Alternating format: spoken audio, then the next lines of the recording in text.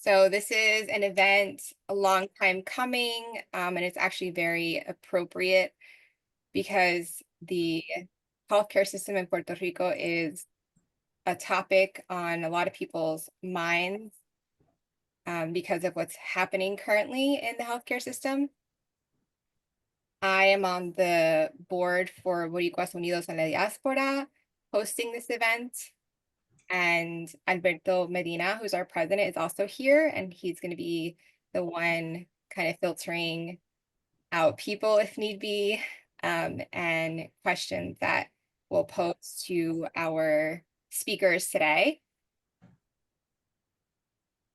And BUDPR, just for some background, is one of the, or we might think the only political nonprofit that is solely dedicated to advocating for the independence of Puerto Rico.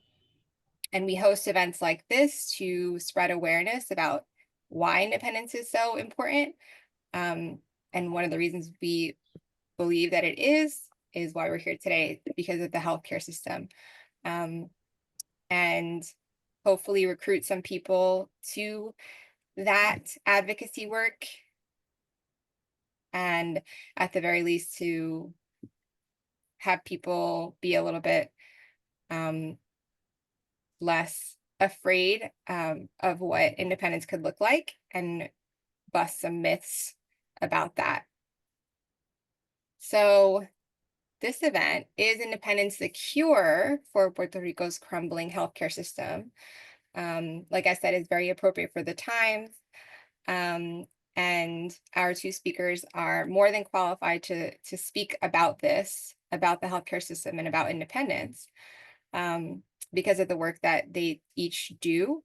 And so we're so happy to have them here, Sergio and Carlo. Carlo Bosques Casillas earned his Bachelor of Science in Molecular and Cellular Biology from Johns Hopkins University.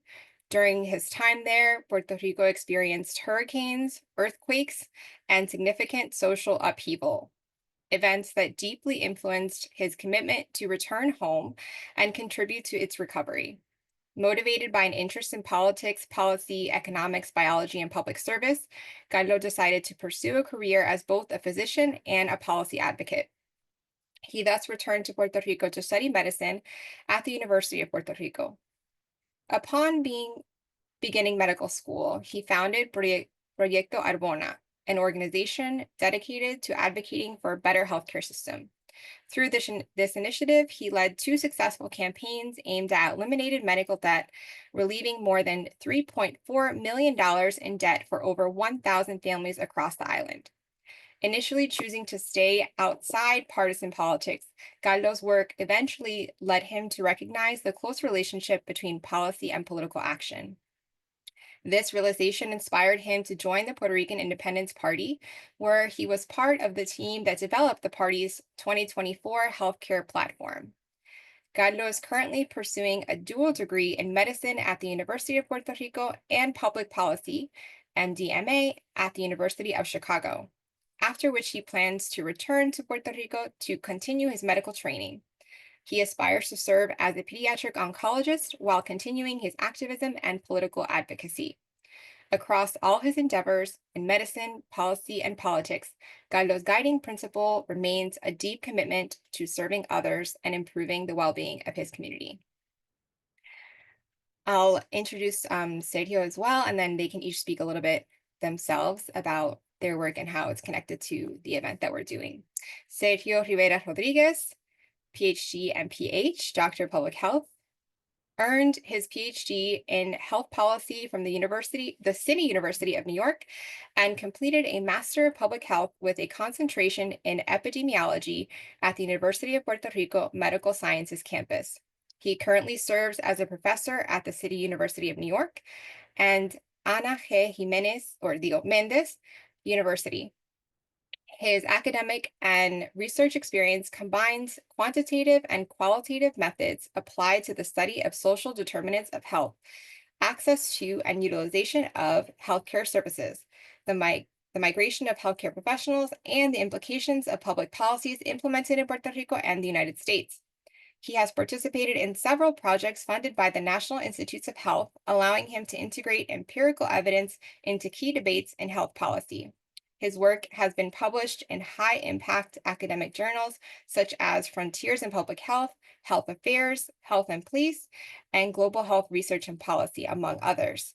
His contributions have been recognized for highlighting structural inequalities within the healthcare system and for proposing analytical frameworks that link research with public policy development. I'm Damara Gonzalez. I'm a licensed clinical social worker. And like I said, part of the board for BUDPR. And so glad that I can host this event with Sergio and Carlo today. So Carlo, if you can start us off and just talk a little bit about how you maybe came to do what you were doing and how that's connected to independence for Puerto Rico and healthcare reform for the island.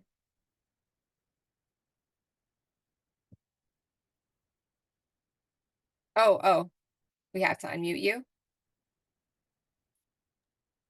There you go. Hi. Thank you for that introduction. And I'm really glad to be here. Really excited to be able to talk with you guys about this. This is a subject really that we haven't, at least Sergio and I, really addressed head on previously. I think it's past overdue, so I'm glad we get this opportunity. Because of the unmuting thing, I kind of forgot your question. Can you say it again? Oh, actually, I want to rephrase it slightly, and I hope that you can kind of personalize your answer as to how you got involved in healthcare reform for Puerto Rico and also the independence movement. Yeah. So maybe a little bit of context as to like my family, where I come from, I think is important here. So my family historically supported statehood, was very conservative, kind of lean more to the Republican side. That was kind of like the political leanings in which I grew up in which I was surrounded in when I was a kid. Really, it wasn't until I actually went to college and started to experience different parts of the healthcare system and interact with people from different walks of life, then I started to really explore and realize that there's a whole world out there, a whole political world that simply it was not in my radar initially. So even though I grew up in that kind of environment, I think context is important. By the time I went to the U.S. to do my undergrad, Donald Trump had just been elected, right? And at least on paper, it seemed that he should have been the guy to support, right? He was a very conservative person. I mean, he was if there's a conservative out there, then he's definitely going to be to the right of that person. Yet, however, when I saw it in practice, I was like, well, I don't think this really matches, I think, my values. I started to also re-examine what it meant to be Puerto Rican, what it meant to be American. Because again, when you, at least in my case, I don't want to speak for other people, but at least in my case, the way I saw it was the United States is this powerful, successful nation, and Puerto Rico, as we constantly hear, has so many problems, right? And so it came to a point where I simply rejected Puerto Rico. I thought, well, I just want to go to the United States. I want to go over there. They do things correctly. I don't want to be in Puerto Rico. These are not my problems. I'm an American. I'm an American citizen, and I want to get my full rights as a warm-blooded American. So I went to the States to do my undergrad. And the thing is, once in the States, this coincides right with Donald Trump, as I mentioned. I start to realize all the differences between our cultures, and I realized just how silly it was for me to think at one point that I was that I was legitimately an American like any other in the United States. I started to realize what the actual relationship between the United States and Puerto Rico is, and I started to reconsider some of those kind of presuppositions that I had just accepted, right, about statehood. And that's kind of how I started to have a bit of a political awakening. I would not say this was a quick process. So, and I say this because I think it's important to point out that there may be people here and there may be people out there that maybe are in that place I was some years back. And I understand where they're coming from, right? When you are raised in an environment that tells you that Puerto Rico cannot do things alone, cannot go at it alone, does not have any autonomy, does not have any agency, you will believe that. And you're going to think that the only thing you can possibly do is be a part of the United States. And really that kind of started to change slowly but I prefer to engage rather with like specific policy issues. So by the time I was trying to think of ways I could contribute to Puerto Rico. As you mentioned, right, during my time at Hopkins, Puerto Rico went through a lot of things, the hurricanes, the earthquakes, the Ricky Renuncia protests in 2019. So these were all things that were happening. And I realized, like, wait a second. I mean, I care about these things because I care about Puerto Rico, because I am fundamentally Puerto Riqueño. I was not raised in the United States, which is not to say, again, this is when there needs to be a conversation to be had too as well about diaspora, people in the island, how culture is submitted. There's a lot that could be said about that. But that's when I realized like there's definitely a difference between me and the culture, the environment, the socioeconomic realities in the United States. So I wanted to go back to Puerto Rico. I wanted to tackle those problems head on rather than run away from them. And the way I decided to do that was by studying medicine, becoming a physician, as back then, as still is the case, unfortunately. It's been a lot of years and it still really hasn't changed. There are problems with the healthcare system. We were worried about, a lack of doctors in Puerto Rico. And I decided, well, I want to combine my passion for biology, for the sciences, with my passion for service, and that's how I kind of went into medicine. And I also had these other interests in policy, politics, economics that I was still exploring. Right, it wasn't my undergraduate degree, and so I wanted to get involved, at least within the health policy space, which is part of the things I studied during my undergrad, specifically with regards to Puerto Rico's healthcare system. So that's how I returned to the island and I decided to get involved. And it wasn't until I started working actually with concrete policy, I kind of left those illusions behind that you could stay away from partisan politics, that you could stay away from the status issue. And I kind of confronted it head on. And that's when I started to think really hard about the status, about a relationship with the United States, taking into account also my experience when I went over to the States. And I ended up embracing independence as the logical, rational conclusion to Puerto Rico's historical development, not out of some sort of hatred towards the United States, but rather out of a recognition of the totally distinct socioeconomic realities between the US and Puerto Rico. I think it's going to be mutually beneficial to both the US and Puerto Rico to have good bilateral relations, but as two sovereign states. And that's how that political evolution came to be. The Puerto Rican Independence Party, El PIP, it's the party that supported the policy proposals that I supported as well.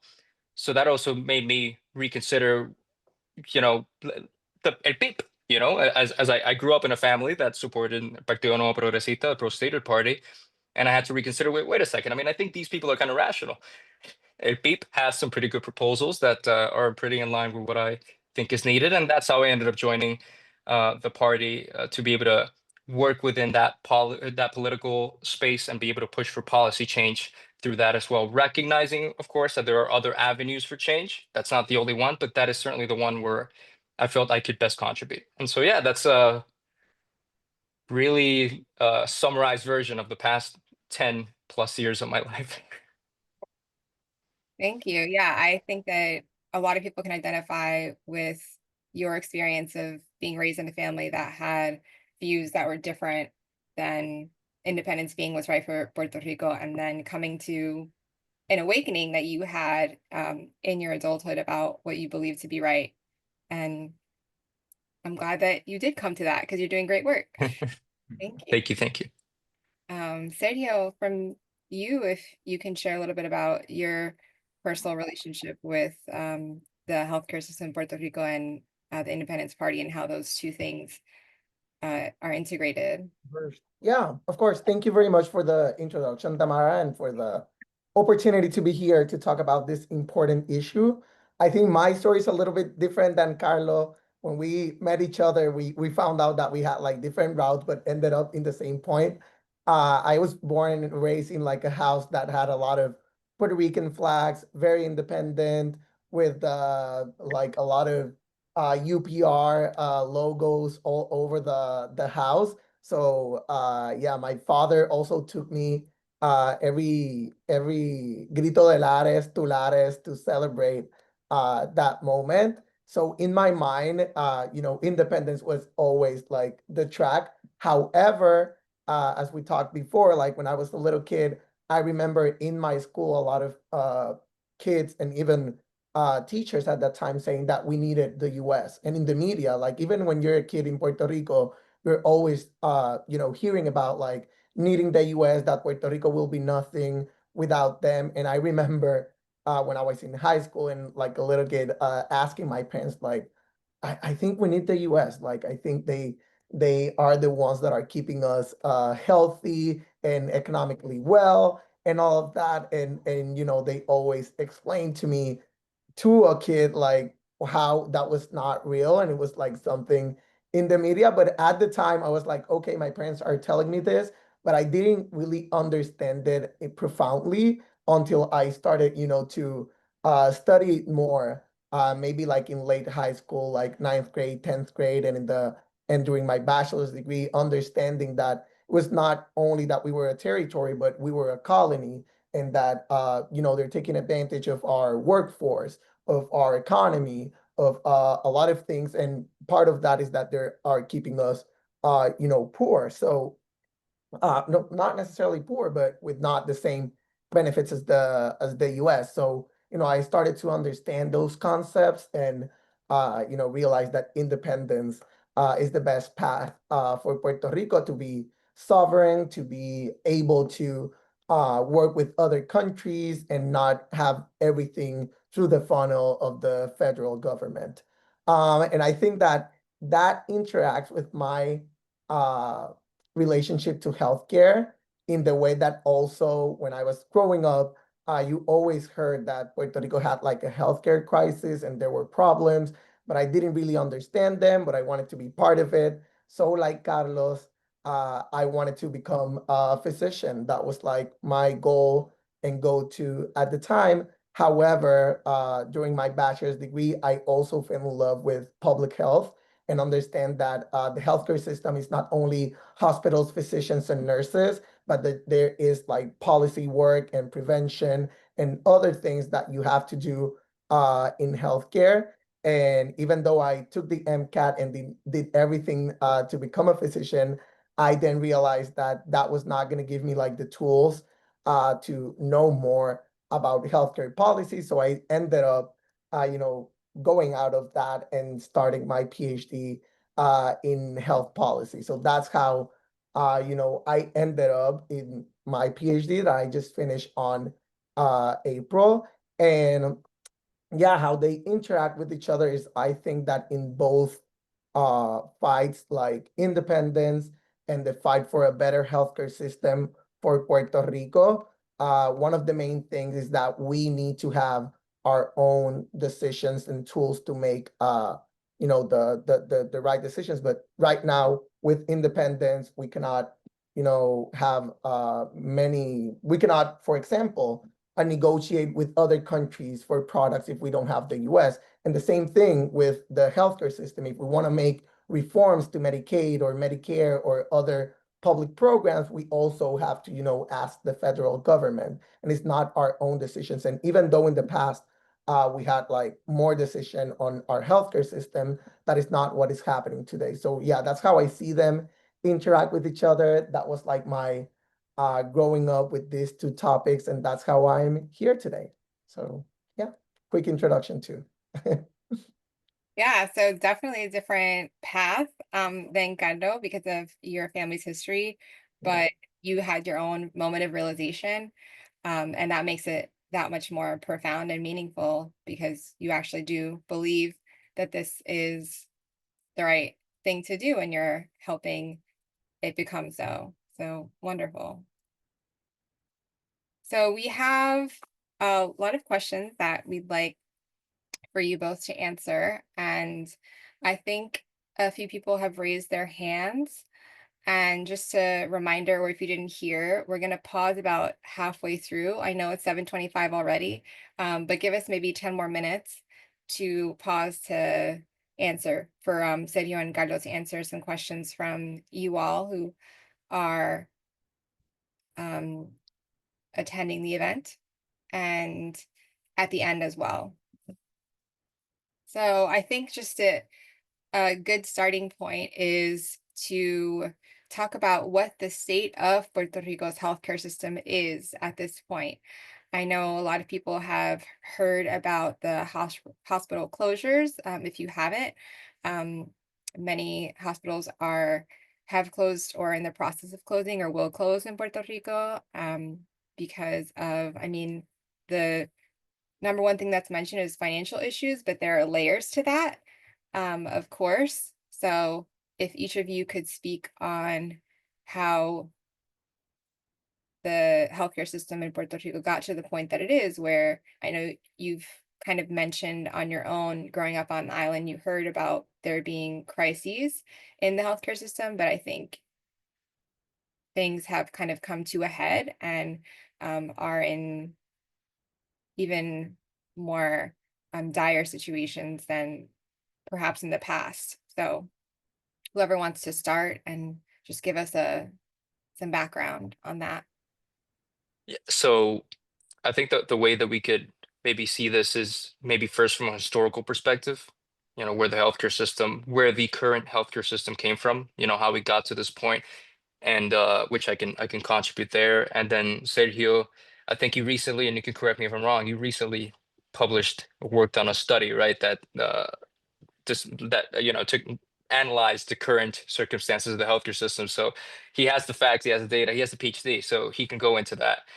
From a historical perspective, it's really interesting how we got here because there's a lot of history within our healthcare system that is not frequently discussed in Puerto Rico and much less in the United States. Whenever I tell people over here in the States about how our healthcare system used to work, they usually can't believe that that was even a possibility. So basically, the way this is a very summarized version, all right? I'm not giving you guys, I'm kind of summarizing over like 100 years of history and just cramming it all into maybe a 5-minute response. But just to summarize, our healthcare system before the United States took over the island in 1898 was a very municipal system, mostly based really on charities providing care, religious charities mostly.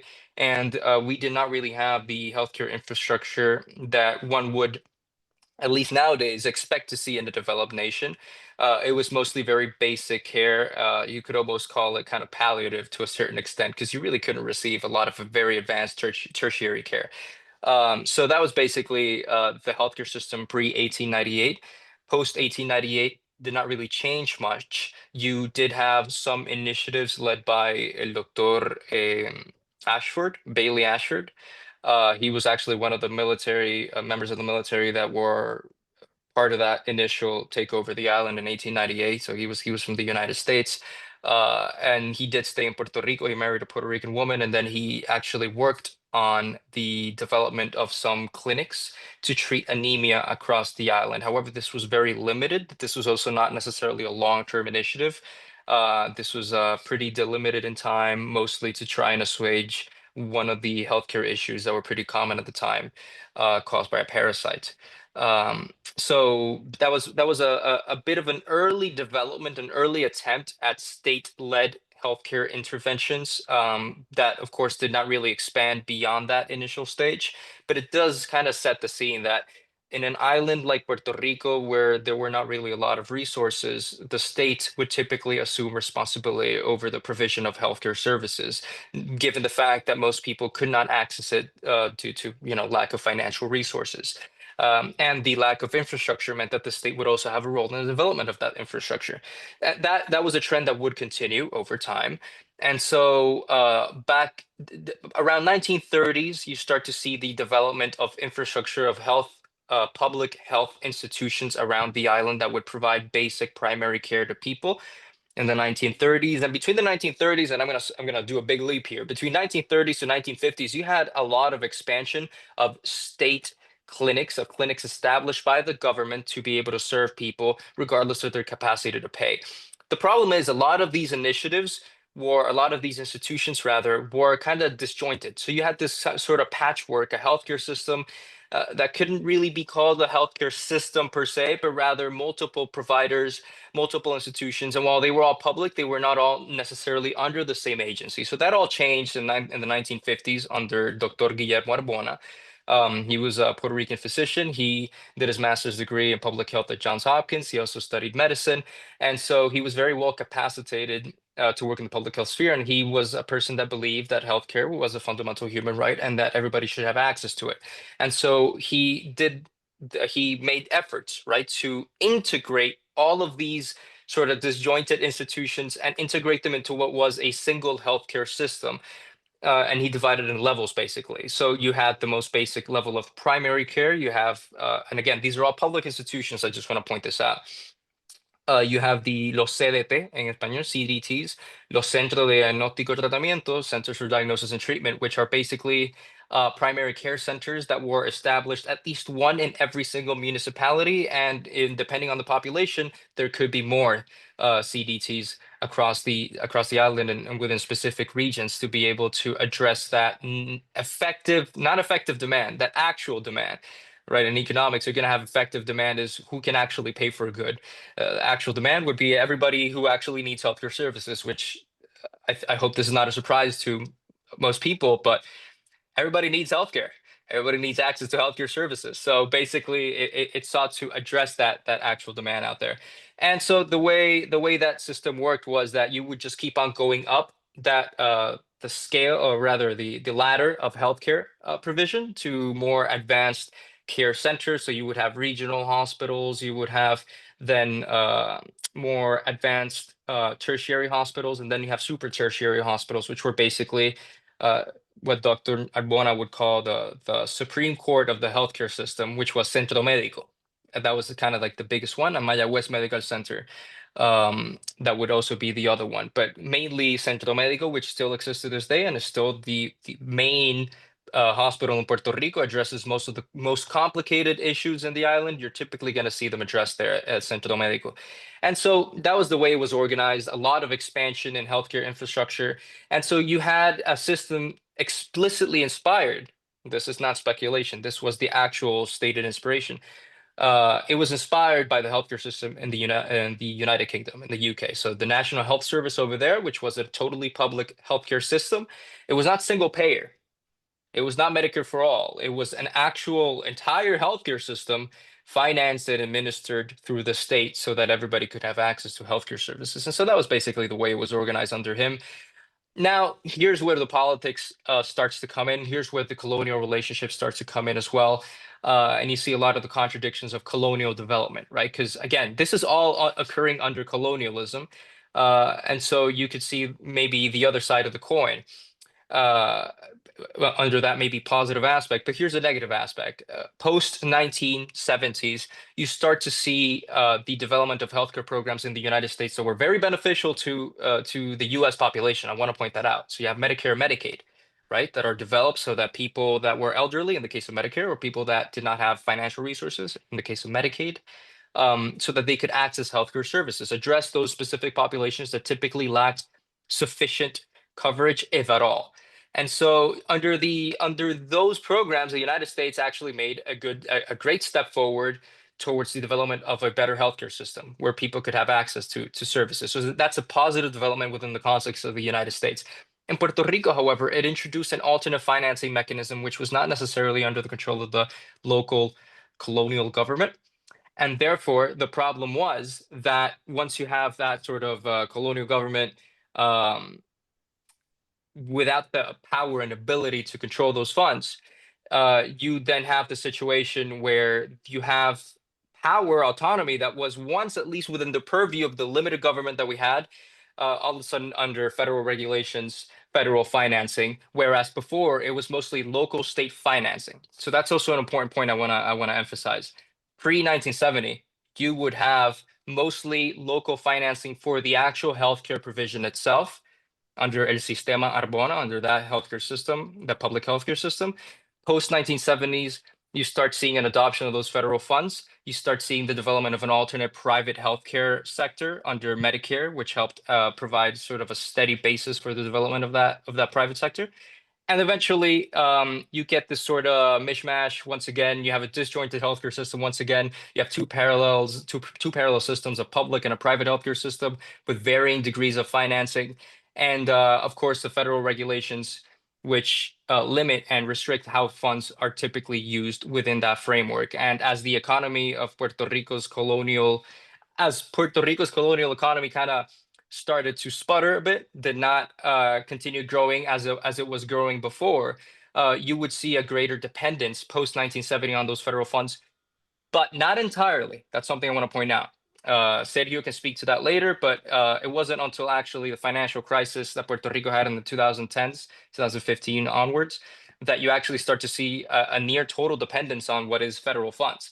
Before that, the state in Puerto Rico, the government, the local government, had a responsibility and would actually finance healthcare services. So post this whole kind of patchwork that we had during the 1970s to the 1990s, this kind of sputtered along. The efficiency wasn't as good. And then in the 1990s, you have what is, in my view, and the view of many physicians and professionals in Puerto Rico within the public healthcare sector, you have a grave mistake that is made. Most public healthcare infrastructure is completely privatized under Governor Pedro Rosselló. And you basically selling off very cheaply a lot of the infrastructure, healthcare infrastructure in the island, most of it, not all of it, but most of it. And then you have the adoption of La Tarjetita, La Reforma, which is basically Medicaid, where you would give people a health insurance card, and then a private for-profit healthcare insurer is going to be administering those funds for those patients. So you're basically handing these funds, these public funds, to private health insurance companies whose goal is explicitly to for profit, to generate profit for their shareholders. So that's basically the model that is adopted in the 1990s onward. And then Sergio can actually talk a little bit more about the consequences of the adoption of that model. But basically, and this is to tie it with colonialism, with independence, with status, the way that we can see this basically is an emulation of policies adopted in the United States. Now, you have two explanations for that. There's a practical one where you have the regulations that kind of force the government to actually simply implement the same reforms as the US. Managed care, which is the name for that process whereby you subcontract these private health insurance companies. Managed care was a policy that was being pushed at the federal level. Politicians in Puerto Rico started to adopt it due to these kind of pressures from above. But I think there's also a psychological aspect of it that is closely linked to the way colonial politics works, whereby even if you're not requested to do so, you will emulate the United States, be it good or bad, in order to demonstrate the US, like, look, we're civilized too. We do things like you guys. We are just like you. Are you going to privatize everything? Then hell, so am I. I'm going to privatize everything too. And so that sort of psychological aspect, I think, is kind of inherent to the relationship between the US and Puerto Rico. And inevitably, people that even go into it with the best of intentions kind of end up falling into that trap of simply doing what they think the United States wants us to do.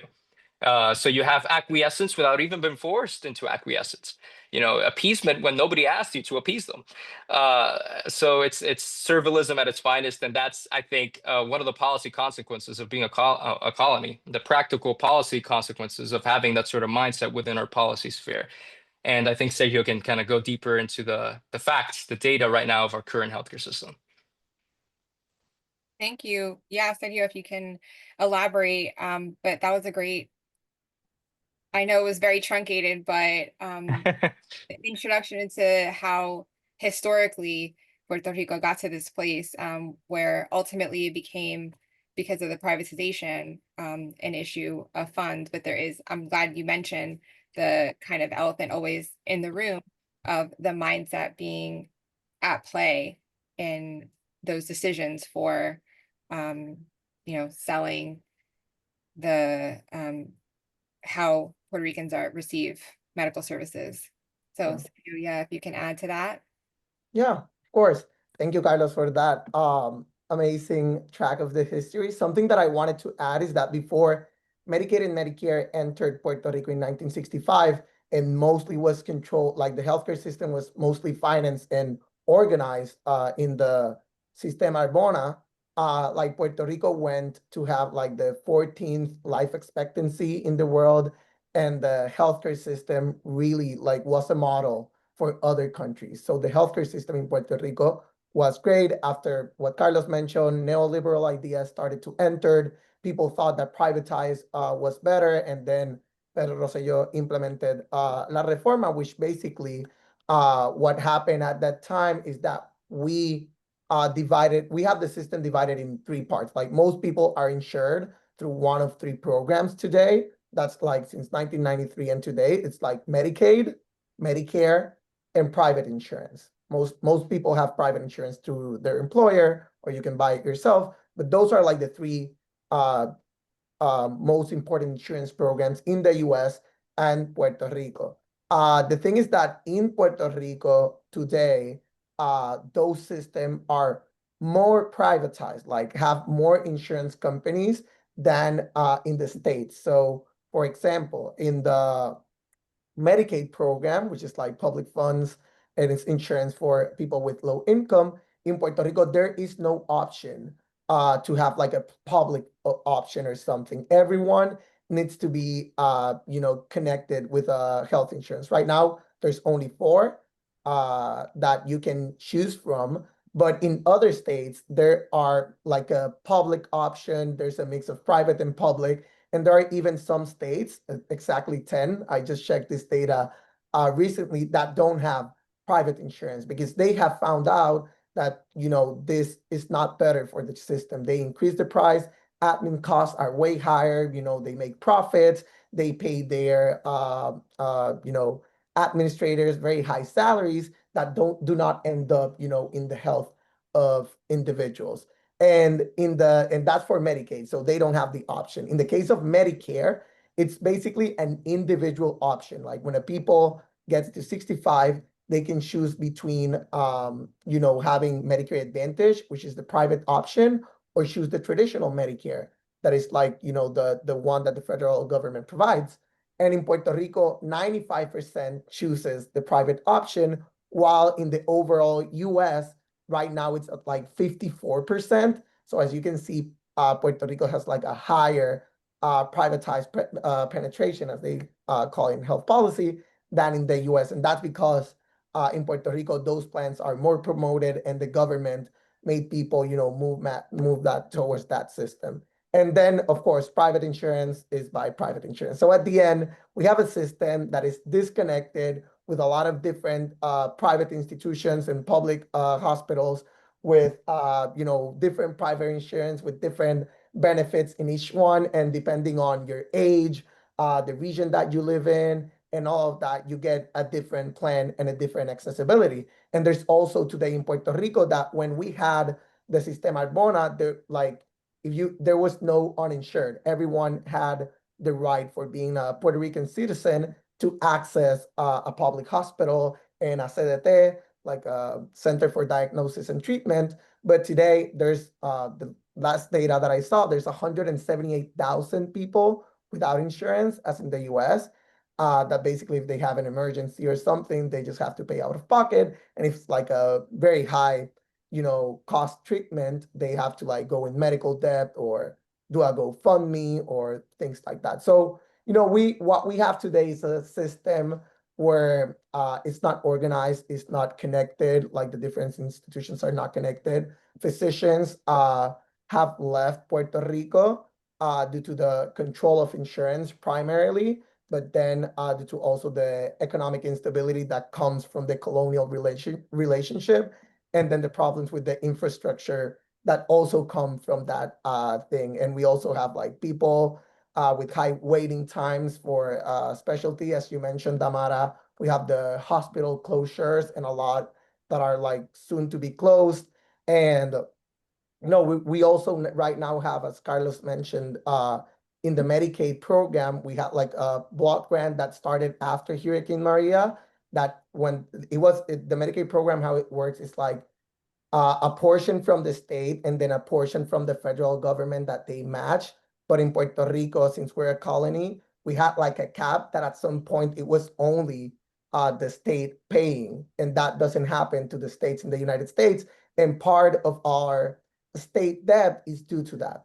So, that enters there too of the colonial relationship. And then in 2017, when we declared bankruptcy and all of that, we started to get in that program, Medicaid, more federal funds. And right now we have like what is called block grants, but they expire in 2027. So right now we have a problem that we don't know if Trump is gonna renew those funds or not. And at this point, it's like necessary for a healthcare system. If not, probably the Puerto Rico will have to go into more debt to cover the necessities of individuals. So yeah, I know I just mentioned a lot of like different problems that are happening, but just to get a context of what's happening in the crisis or of the healthcare system. So yeah.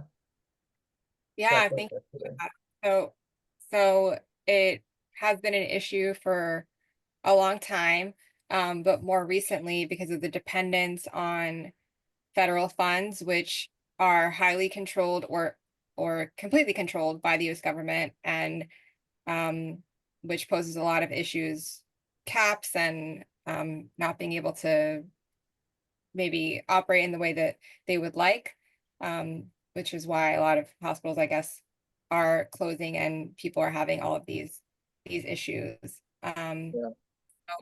Very closely connected to Puerto Rico's status and why we're, at least the three of us, and I'm sure a lot of people who have joined, in favor of independence to take back that control, which you've each kind of touched on how that could happen. Maybe you can elaborate though.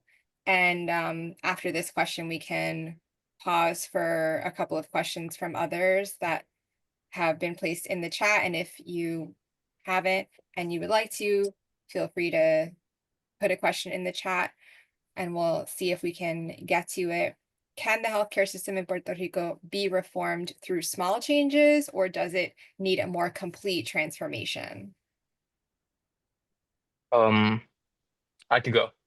Yeah. Go ahead. Cool. All right. So let's see. How can I answer this? So it's complicated. I feel like that's the summarized version. Concretely, there are definitely steps that we can take to make the healthcare system better right now. But as you already mentioned, and as I hope this whole discussion has demonstrated, reforming the current healthcare system under the United States is a challenge. It's not impossible, but it's a challenge. I don't think that peripheral cosmetic reforms are enough to really address the fundamental issues affecting Puerto Rico's healthcare system. The thing is, given the challenge and the many special interest groups, such as the health insurance companies themselves, given those interest groups, those powerful financial interests, it's not particularly easy, politically easy, for a status quo party to tackle these issues head on.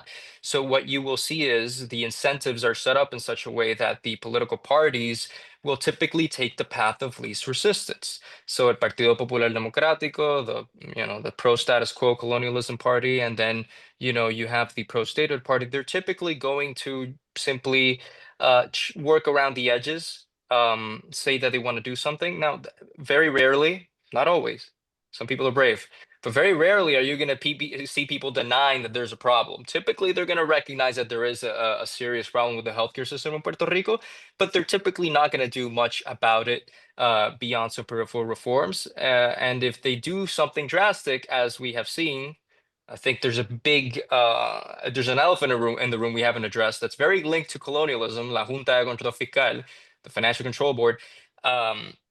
They vetoed laws. They've brought laws to court that sought to allow for the development of a better healthcare system, better negotiation. Sergio can go more into detail about those specific laws. He studied them, but basically, they were struck down. So even when they attempt to do something a little bit more drastic, which is what is needed for such drastic circumstances within the healthcare system, they're kind of shot down. So this is not to say that it is impossible. Of course it is. Where there's a will, there's a way. But it is not easy. you need the will to begin with. And so the problem is for status quo party, the will really isn't there to do much to change things. It's too difficult. It's too much of a challenge to be able to do those things. Now, are these peripheral reforms enough? No. Do we have to immediately go to a universal healthcare system, single payer, excellently financed with, a perfect organizational structure like tomorrow? No, I don't think that's necessary, right? I mean, yeah, that'd be great, but I don't think that's something that that's the only alternative we have. No, I think that you can start working towards that, even if currently it is still a challenge. It's not impossible. It's not that you're gonna be able to get to the final stage, the final aspiration, but at the very least, you can start working towards that. And I think that is the strategy that the Partido Independentista Puertorriqueño that I belong to, as well as Victoria Ciudadana, they have followed that strategy up until now. Yeah. Yeah, I completely. Yeah. Maybe you can also answer this video, but based on what you mentioned, Carlo, I'd like to ask, and maybe others would like to know what those steps are. And it might be a long answer, but if you can briefly say what those parties, or as many people knew them in the last election, La Alianza, planned as those small steps towards change would be great. And then you mentioned that the status quo parties are not as motivated, or they maybe don't see it to be as easy because they said they want to take the path of least resistance to address the issue. So if you could elaborate on what you mean by that, or Sergio can elaborate, either one of you. I think Sergio, go ahead. You can answer that. Yeah, I think that some of the reform we can take many reforms, as I mentioned, as I always say, like policy is also about being creative, and it's also about like making new systems. I think that in Puerto Rico we're lacking a lot in that from the policymakers we have in power right now. We just imitate what the US does, as Carlo mentioned, because of our colonial status. We see that they do something there, and we imitate that. And also, similar to what's happening in the US, like there's a winner in this healthcare system, even though healthcare providers are struggling, like nurses are working a lot of hours, having 30 patients in the hospitals. Most specialists don't get paid on time. They have a lot of struggles. There's a group, that is taking advantage of the situation, specifically financial advantage. So that's why, and those groups are normally very connected to the PNP, more to the PNP than PPD, but to the two political parties. They donate to them, they go to their events, they are very close to them. So of course, we're seeing in the past few years, we have seen reforms like giving tax incentives to physicians for them to stay in Puerto Rico, and that worked a little bit, but it really hasn't changed the experience of a provider with a patient. And we have seen when Wanda Vasquez, who was one governor who was only like some months in Puerto Rico because she came after Ricky Rosselló when he was left out. I think it was like a year and a half. She tried to do, for example, one law that was to make insurance companies pay cancer treatment in less than 90 days or 30 days. It was like to make them pay more quick. And then when it went to Junta Control Fiscal, they vetoed that law over what our own government wanted. And what happened with the person who was the president at that time, who was Jose Carrion, they call him Jose Carrion Tres Palito. He is not in La Junta anymore, and he then went to work in an insurance company that benefited from that law being vetoed. So we're seeing an elite group that is taking advantage of this situation. So it's very hard to come with new ideas, even though we can imitate what is happening in other states, like in Connecticut, where they took out completely private insurance from the Medicaid system, or we can see Maryland when they have done global budgets, and it's easier to finance hospitals, and you can reduce the admin costs by a lot and make patients, go we have more accessibility to hospitals. Those are reforms that are going to be very impactful, maybe not that impossible to do. They're not going to move us to a universal healthcare system tomorrow, but in Puerto Rico, it's very hard to promote that because that elite that I'm talking about is not going to benefit from those reforms. So yeah, it's very hard to, even though we have those idea, making those big changes are hard. So yeah. And I Okay. can, Yeah, that makes it very clear. There are people who are benefiting from the status quo. Definitely. Exactly. and if I could then, to explain a bit more or less summarized version once again, what the proposals were that La Alianza was trying to push forward. As you mentioned in the beginning, I was part of the group that worked on the creation of the healthcare platform for Partido Independentista, the Independence Party. And so we actually did see it as a stepwise process, taking into account the relationship with the United States, those federal regulations that kind of make it a challenge to try and reform things. So basically, the proposal was for La Alianza to establish in Puerto Rico a universal healthcare system based on the principles of single payer.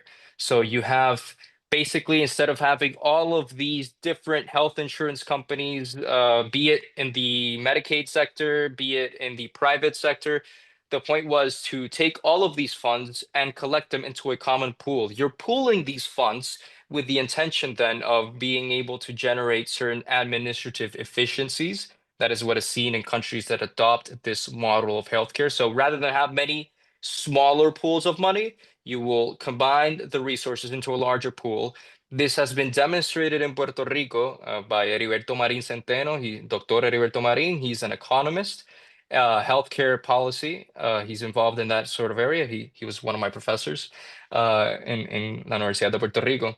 And one of the things he was able to find by analyzing the finances of health insurance companies in Puerto Rico is that the more people you have within a health insurance company, the more people covered by a particular health insurance company, the more savings you generate in administrative costs, the cheaper it is per patient to administer that patient's care, the supervision of that care, auditing, all those sorts of services, right? So the point is that we want to take advantage of these demonstrable kind of economic efficiencies associated with a larger pooling of money and resources and creating a system close enough to a single payer healthcare system, right? Where you only have one payer in charge of processing those fees. That was the end goal, a single payer healthcare system.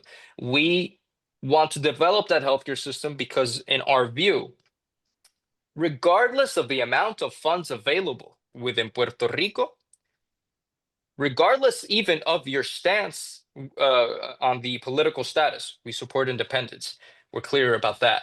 But regardless of that, the model that we believe to be most effective to allow for the planning of healthcare service provision to the coverage of healthcare services is that model. Therefore, we want to work towards that model to set the ground for the development of a proper healthcare system. In our case, independence, regardless of the funds available to the system, such an institutional design allows for control, intelligent planning and design of our healthcare services in the long term. We're not thinking in electoral terms here. We're not thinking 4 years. We're not thinking 8 years. We're thinking in the long term. What are the institutions that we need to build to be able to have an effective healthcare system? And that's the end goal.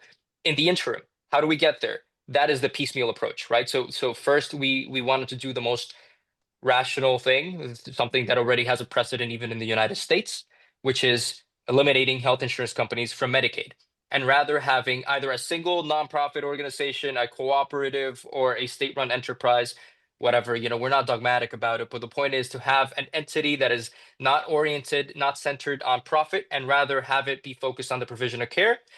Within the Medicaid sector, you already have, Sergio, what is it, like 40 something percent, 45? What's the last numbers? Of what? Of the Medicaid, yeah, population covered by Medicaid. yeah, like 40, 44, I think, 43, somewhere around there. This Almost guy's a half. calculator. That's awesome. Oh, whoops. Wait, my bad. Dropped my iPad. Technical issues. Yeah, sorry, I just got so excited with the numbers. So here's like a calculator. So basically, yeah, you have a large portion of our population that by implementing this reform, you can already benefit a large portion of people in Puerto Rico. You know, what would previously go to these companies as profits, you can reinvest in what is the healthcare, the actual care of people. This is something that, regardless of one's position on the political debate regarding the status, is something that I think we should support. This is something that has been seen in the States.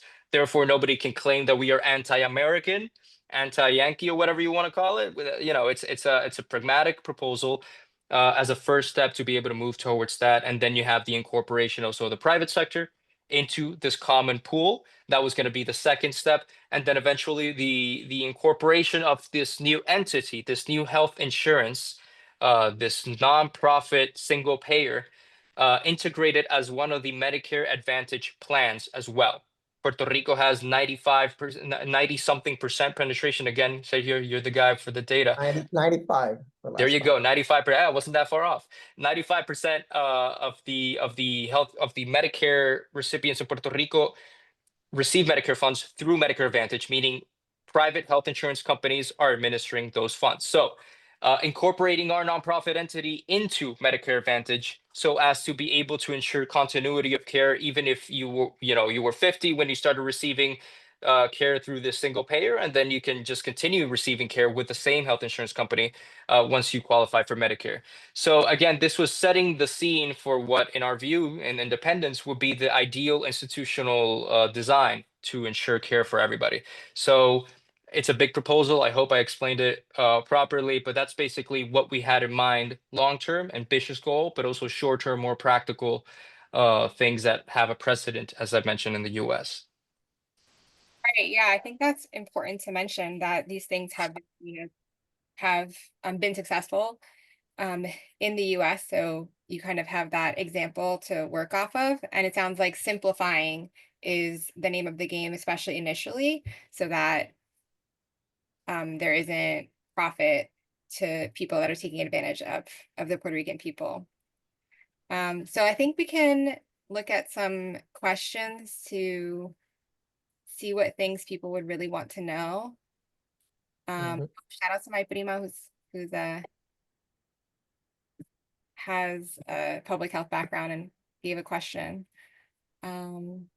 Yeah, maybe I can start sharing some questions from the chat. Hey everybody, this is Alberto from BUDPR. I've been keeping an eye on the chat. And I'm gonna challenge Sergio and Carlo to try to keep their answers short, so we can get through a few of them. But let me start with a question about problems before we get to questions about solutions. Natalia from Caguas wants to ask, how is the Fiscal Oversight Board, which was already mentioned, contributing to the closing of hospitals, and potentially to other issues like the migration or so many doctors leaving Puerto Rico. Whose fault are these things? Is this local policies? Is this federal policies? Who's to blame for the doctor shortage and the closing of hospitals? Yeah. I can answer that shortly. I think it's both. First, like for example, let me go first to La Junta. So for example, policies like making insurers paid cancer treatment quicker, that will give the hospitals more money. And the problem that hospitals are having is that they don't get paid on time.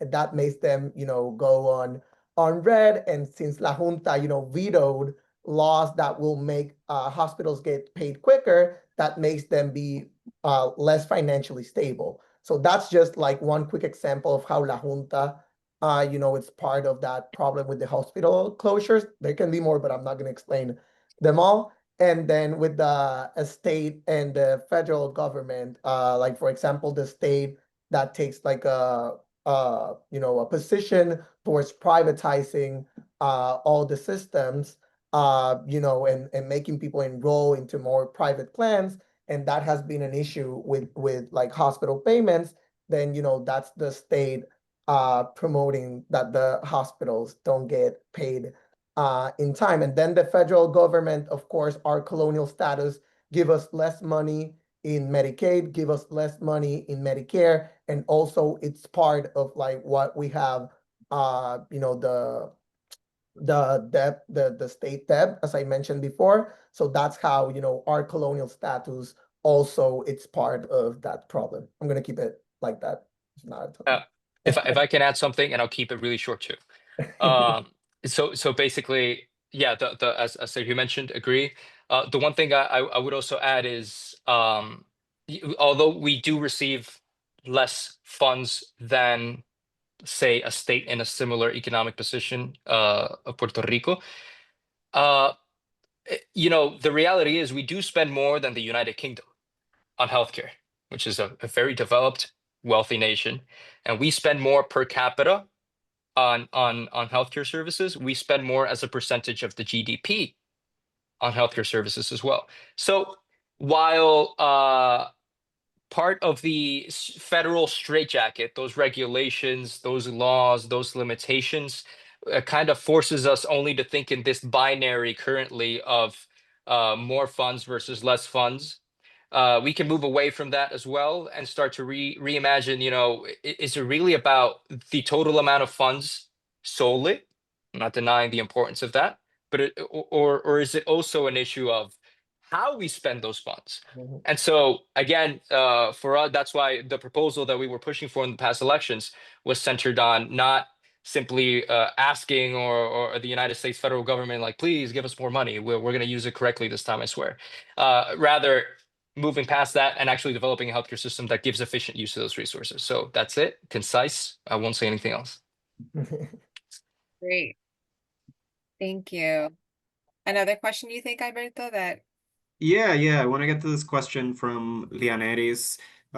She asks, you know, or mentions that a major challenge in Puerto Rico is a lack of strong and transparent health data infrastructure, which forces reliance on U.S. data, which, as we all know, often excludes Puerto Rico and the territories from all kinds of federal databases, etc. So, you know, what policies at the local and national level could be implemented and would be needed to build a sustainable health data infrastructure for Puerto Rico, and how could that be developed under independence? Yeah, that's a great question. I think that you know, the problem to have like a consistent data center that grabs all the things what we mentioned about the unorganized system and all the private institutions that are not connected with each other, and that limits the ability of building an electronic health records, for example, that you can share with different institutions. So quick example in France that they have like a basically like a single payer universal healthcare system. Everyone has their medical records in like a card, and you every time you go to an institution, you just give them your card, and they have all your records or your labs, all the tests that you have had, and all of that. In our system today, if you go to a lab, they have a system to get your information. If you want to go to a hospital with that lab, you have to go to your lab and get that paper, like a copy of it, to then go to the hospital. And then you have to go to a specialist. You don't have to, you know, go through all those hurdles. So, you know, that's part of the system that we have, is that since it's not connected, it's not systematically connected, that's not good. If we had independence, we could make better decisions on how to structure our healthcare system, make it more connected, connected with each other. And, you know, I believe in an electronic healthcare records like in France and other countries where everything is connected. But today, with the system that we have, that's almost impossible to implement. So that I can extend that question a little bit more, that answer. So basically, there's also, this was actually one of the things that we did contemplate within El Partido Independentista, the Independence Party. One of the proposals was, I'm going to stop translating it every time I say it. You know, I think you guys got it the first time. So basically, this is one of the things that we did consider during the drafting of the proposals. So there was a specific proposal that sought to create a database on, you know, healthcare necessities across the island and linking it to, you know, the electronic health records as utilized under the healthcare system, under this model that we wanted to adopt. and being able to share that information with the Department of Health. I mean, one of the responsibilities on paper, according to law of the Department of Health, is the monitoring of the healthcare necessities of the population. And so we wanted to take that to heart and actually do it, right? And give that data also an outlet with which to be able to be acted upon, right? A way in which we could actually respond to those necessities, not just study them, but also respond to them. And so there was a database that was included as part of the proposals, and this is something hopefully that I think we should continue discussing in the future, and I think there's interest in it. So thank you, Lianeris, for the question, and hopefully we can get that done. Even under the current healthcare system, we can work towards that. Definitely. So maybe we'll come back to another question or two in a few minutes. I think for those who are raising their hands, you can put a question in the chat and we'll take a look at it. So I think, we've spoken a lot about how the healthcare system in Puerto Rico got to where it is, what's happening now, and how it could be different with independence. And I know that each of you are involved in the work with the Independence Party in Puerto Rico. So if you could maybe share about who is on the right side of the issue, which sounds like universal health care and single payer system, and who opposes it, and maybe what tension that presents when they're very different sides to the issue. Yeah, so I'm a little bit biased. I think Sergio is too. But I definitely think that actually this ties back to my own personal story, right? I mean, I started off from a policy position, and then I started to realize, like, wait, this political party, the Puerto Rican Independence Party, kind of shares my values and supports the same policy proposals that I support. So that's actually part of the reason why I started to take the Independence Party seriously and kind of look at its kind of broader agenda, its broader policies, and they really align with my own. So certainly, I think the Puerto Rican Independence Party is on the side fighting for a more effective use of the healthcare system, of the resources in our healthcare system. And the Independence Party is the party that is looking to advance social justice in Puerto Rico. Look, at the end of the day, this is not just some technocratic issue. This is about health insurance companies, right, that make a lot of money out of the current healthcare system. And they are the ones that have a very explicit intention to finally ponerla en su sitio, so to speak, right? In Spanish. I mean, making sure that they are not in control of the healthcare system and that the Puerto Rican people are in control of the healthcare system, that the profits of the health insurance companies aren't the focus, but rather the people, the patients, the physicians, the nurses. Those people are actually the center of the healthcare system. And that's kind of the guiding star, the North Star for the Puerto Rican Independence Party, making sure that social justice is advanced, taking into account the complicated realities that we have. We hold no utopian notions about what is feasible, but we will not abandon that objective. So at least from my perspective, the Puerto Rican Independence Party certainly, and I'd be remiss if I didn't mention also the Movimiento Victoria Ciudadana, which also supports single payer universal healthcare system as well. They have been consistent about that during the past two elections as well. That's why we were able to form an alliance between the two political parties, right? There are differences, at least particularly within some certain subjects, but at the end of the day, there are enough commonalities so that we can work together. And I hope that this is something that can continue in the future as well, because I think, at least in terms of values and at least in terms of long-term views, we do share those perspectives. I support independence, of course, so I'm going to go with the Puerto Rican Independence Party. I want to be explicit about it, and I think that's the way to go for Puerto Rico to move forward. But the Movimiento Victoria Ciudadana, the Citizens Victory Movement, definitely supports that as well. Yeah. Safe to say that the two other major parties, Popular and PNP, are the ones that are in opposition and kind of in which it's a point of tension for those kind of four parties or two sides. That's an Yeah. understatement for sure. Yeah, Yeah, they're yeah. definitely opposed. I just wanted, I think that your question will also go with the question of this meeting, this conference, like, is independence the cure for Puerto Rico's crumbling healthcare system? And I think it's like, yes, but Puerto Rico, when it gets independence, also has to build like a great economy. We have to like open ourselves to share our products and our things, and that's something that we cannot do under colonialism. So that's something that if we get independence, we can make our own decisions, and as Carlo mentioned, like give back the healthcare system to people, because what is happening today? Today, we are imitating the US.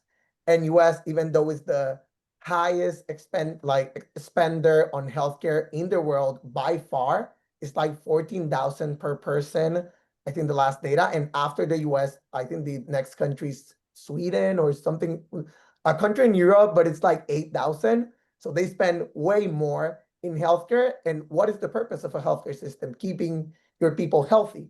And in the US and also in Puerto Rico, what has happened in the last 30 years is that people, are getting more chronic diseases, diabetes is on the rise, mental health is on the rise. We are, our healthcare system is not, doing what it needs to do. Like, I know we focus today a lot in the policy part and how to manage the funds better and all of that, but we also have to, think about the end goal, which is like keeping our people healthier.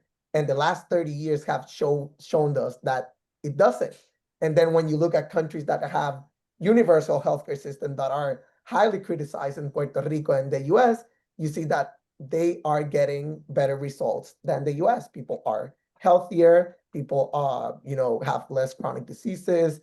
They have started to control a lot of things that in the US and Puerto Rico are going on the rise. So as Carlo mentioned earlier before, it's not necessarily about, how to like getting more money to get people healthier. It's more about like what are our end goal today.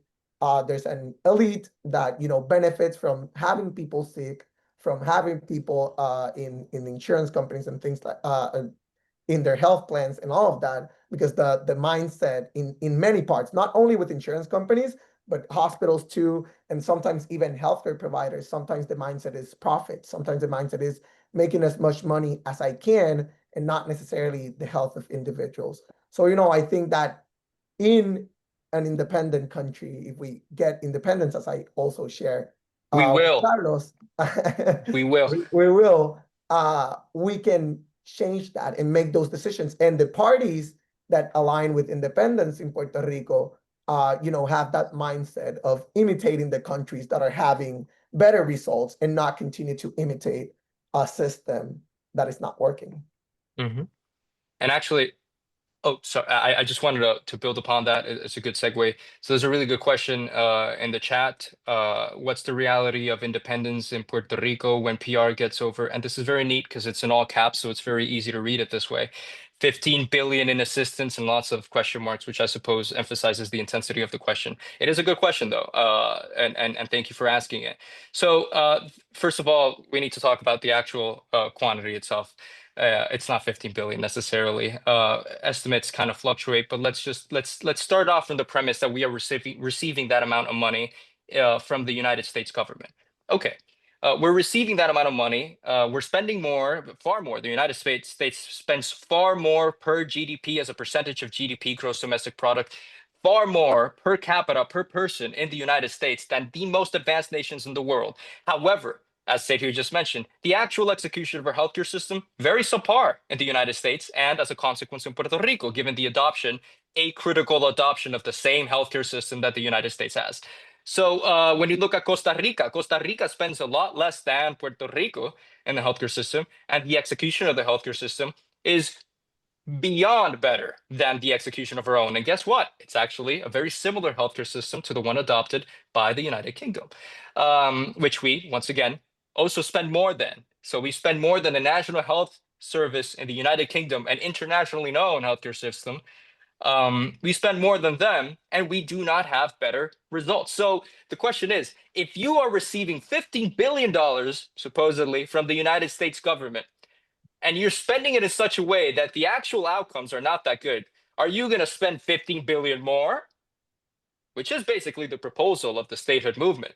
We want to spend more, give us more money, so that way we have a better healthcare system. But the US does not have a better healthcare system than many developed nations across the world. So I think it's a good question. I shared that question personally as well when I started going into this. So I don't want to belittle it. I want to make clear that it is an important subject that needs to be discussed. But again, you cannot throw more money at a problem and expect it to be solved. You have to be smart about how you use your money. And that's the way that I think we need to analyze this whole relationship with regards to the funds that we receive from the United States. And of course, from a practical perspective, before 1970s, guys, we already were financing the healthcare system in Puerto Rico, el Sistema Arbona, the universal healthcare system. We were financing it using state funds, ladies and gentlemen. So it's not an issue. It's not an issue of doing something that's never been done before. We've done it. It's just a matter of actually doing it again. It's actually about executing instead of accepting the current healthcare system as a law of God that was ordained in the Bible and that we have to have a healthcare system centered in health insurance companies. That's just not the reality. It's impractical, and we need to move beyond that sort of false dichotomy, I think, that keeps us kind of locked into this terrible healthcare system that we have right now. But yeah, thank you for asking that question. I hope that kind of addresses it. Yeah, thank you, Carlo. I'm glad you brought that up because that's something that I wanted to touch on if Alberto didn't mention it. So I'm glad that you caught it as well. So I think based on what both of you have said, we can kind of add the US as a player on the wrong side because they are setting this example that the BNP Popular is like the parties in Puerto Rico that oppose universal health care and single payer system are adopting, like you sort of mentioned earlier, without explicitly being asked to, but it's still one example that it's still the main example because the US does control how things are run. So I think they can be added to the people that are opposing, whether implicitly or explicitly, gaining Puerto Rico gaining independence and being in charge of their own healthcare system. So that's why, again, independence is the way that we believe to go. So since we have kind of touched on questions from BUDPR and also from others, unless there's another question you think we really need to answer, Alberto, maybe we can end with our final question on how to get involved. Yeah, let's do that because actually I think there's a lot of great questions in the chat that are kind of about that. People are asking, what are people doing about this in Puerto Rico? Are there organizations? Are there coalitions? People are asking what people can do about that, here in the diaspora, health professionals. So yeah, would love to. You can take it from there, Damara, and bring us home by this is the part we care about a lot and want to do, and why we want to do these events. We don't just want it to be information. We want it to be information leading toward action. Right, exactly. So from each of your perspectives, how can people get involved in advocating for healthcare reform for Puerto Rico, regardless of where they are, and maybe how they personally identify? Yeah, so at least Sergio, were you trying to talk? I think he's having issues with like the unmute, but from my perspective, basically, I kind of approach things from a political perspective. I think that there's many different approaches, right? And they are all valid in order to advance a better healthcare system. From my perspective, you also need to focus on political power, gaining political power, and actually having the political means to achieve agendas such as universal healthcare, better education system, that sort of thing. So from my perspective, that's my focus. So I think that if you're in Puerto Rico, there's a space for you in the party I belong to, the Puerto Rican Independence Party. We are a party that's the latest polls. We're growing. People are interested in the subject of independence, are looking for ways out of this colonial situation we found ourselves in, and they realize the statehood is not an alternative, a feasible alternative. Particularly those people that have been in the United States and already know how the U.S. works. They recognize, like, look, the U.S. is great, but we need to move beyond colonialism, and that's independence, so that we can have here in Puerto Rico um, economic development, a better healthcare system, etc. So the Independence Party has a space for you in the island. If you're in the diaspora, you have the Diaspora PIP, the Puerto Rican Independence Party. You can look us up in social media as well. And we'd be glad to have dedicated, passionate people join us and be able to fight for a better healthcare system as well as independence. Right. Yeah. Also, apart from the PEEP, there's also, I think, a diaspora from Victoria Ciudadana in the US, that if you align more to those maybe ideas, you can also reach out to them and work in the diaspora. I think that another thing people from the diaspora can do is contacting different coalitions that are happening. For example, in Puerto Rico there is a Coalición Nueva Visión de Salud. It's a coalition of different healthcare professionals that are trying to move healthcare policies to improve the experience, I can say, of providers and patients, both of them. So if you have an idea, if you want to work more, you can reach out to that coalition. I think they have a Facebook page and Instagram page, and you can find them online. I think I'm gonna put myself out there. I'm launching next year an organization that is gonna be about research in the healthcare system.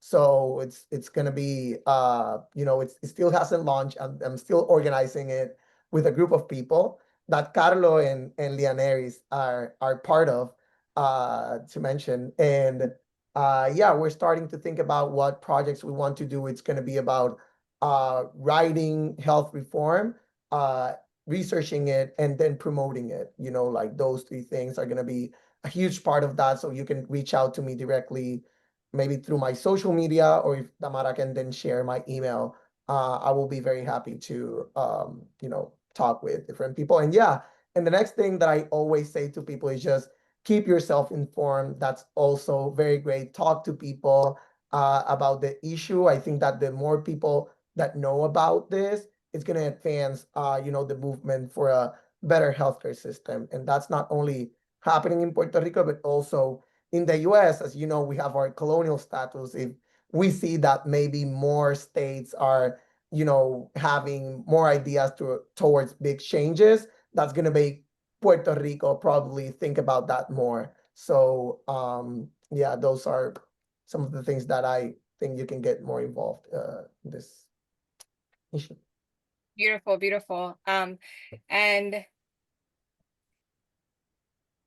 we'll also say that as part of BUDPR, Boricuas Unidos en la Diáspora, you can get involved with us as well, and check out our socials and sign up for our newsletter and learn about more events that we're doing and how to maybe financially support as well. We don't get paid for the work that we do, oftentimes in this advocacy work for independence, but there are things that sometimes need to be funded. So that would be great as well.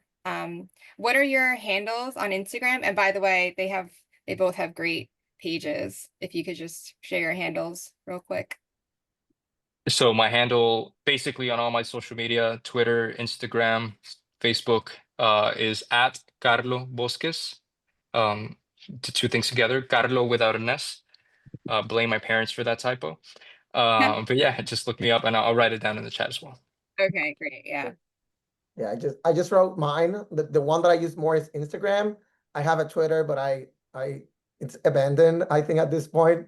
I also have, if you look my name, I have a TikTok and also a Facebook page. So Instagram is like the main one, Sergio Rivera Rodríguez. But if you look the same name, Sergio Rivera Rodríguez, MPH, PhD, I'm going to appear in Facebook and TikTok too.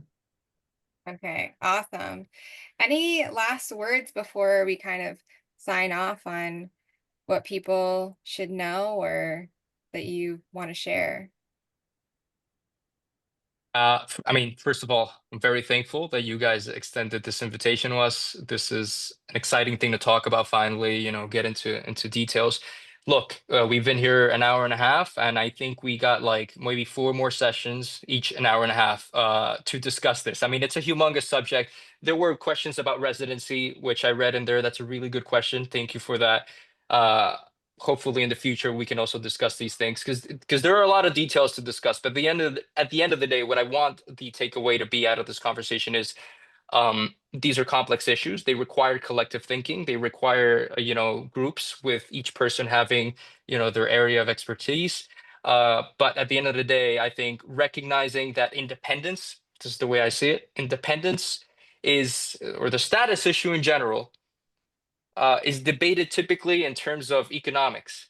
It's an economic problem with political repercussions. For people that support statehood, they see it that way. It's an economic problem. We don't have equality with the states. Therefore, the solution is political. We need to become a state. I invert that. And I think a lot of people that support independence as well, they recognize the actual reality of it, that it is fundamentally the opposite. It is a political problem with economic repercussions. Okay. Once you realize that statehood is really not viable, is not an alternative that's on the table in the United States, it hasn't been for over 100 years. There was a statehood movement before Puerto Rico was a colony of the United States in the 1900s. Sorry, in the 1800s, 1860s. Okay, over 200, like almost 200 years, guys. So statehood is not a viable option. It is not the option that's going to allow us to develop a country tailored to our own socioeconomic realities. Therefore, it's a political problem with economic repercussions. So independence is the rational conclusion given the political environment in Puerto Rico and the United States. Therefore, how do we address those economic issues that are very important? That's something that we got to do collectively. But there are definitely answers. There are alternatives. We have to think outside the box. And I have a lot of confidence in the people of Puerto Rico, a lot of intelligent people that may not agree in everything, but there are definitely people on the island, in the Diáspora, and around the world that definitely can help push this island forward. So yeah, thank you for the invitation, and I hope we all come out of here motivated. Yeah, and I think that that is a great thing to, or I know obviously Sergio will say his piece as well, but to have confidence in your people is kind of a reflection of having confidence in yourself too. So that whole like mental piece comes into play. We in ourselves and in our people or the Puerto Rican people to do what's best for them. Yeah, Sergio. Yeah, I think that Carlos made a great conclusion, but I'm just going to add that it's also like a health issue, like the colonial status of Puerto Rico, it's also directly affecting our health. So, we have to consider that aspect too on how is it affecting our health, not only through the healthcare system and the insurance power that we talked about, but also we need people, discussing the issue of education, like in the issue of education in Puerto Rico is also horrible at this point. Like schools are closing, and we need to come together from different sides, not only from the health policy part or the well, Carlos is also health policy, but physicians and nurses and only health policy, but we also need educators, social workers like Damara and many other people to come together and talk about this issue. So yeah, just try to find that passion that moves you, and if you can find it, you can keep moving forward. Look people that you can collaborate with, and at the end we all want better healthcare. It doesn't matter if you're like left wing, right wing, where you're from, or anything. That's something. So and if you study hard, you're gonna see that universal healthcare, and in the case of Puerto Rico, independence is gonna be the best thing for us. Conclusion. Yes, yeah. We may not be on the same page, but we can be in the same book of like wanting things to be better for everyone. So awesome. Thank you both so much. This was a great conversation. I know that there are things that could be elaborated on, but that's what keeping in touch and maybe thinking of a different event that we could have in the future to talk more about is for. So this is a great start. And everyone who joined, thank you. And for everyone who posed a question, thank you as well. We look forward to connecting with you all in the future in some way. Yeah. Thank you, everybody, for being here and hearing us. Thank you. I love all the hearts and the applauses. Thank Yeah. you, everyone. I'm for really being happy. here. And Thank you, guys. being Hopefully we here can do among this us. again. Yeah, Yeah. hopefully we can do it. Thank you, Damara, very much, and Buds. And Thank you, guys. Alberto. Yeah, for just being.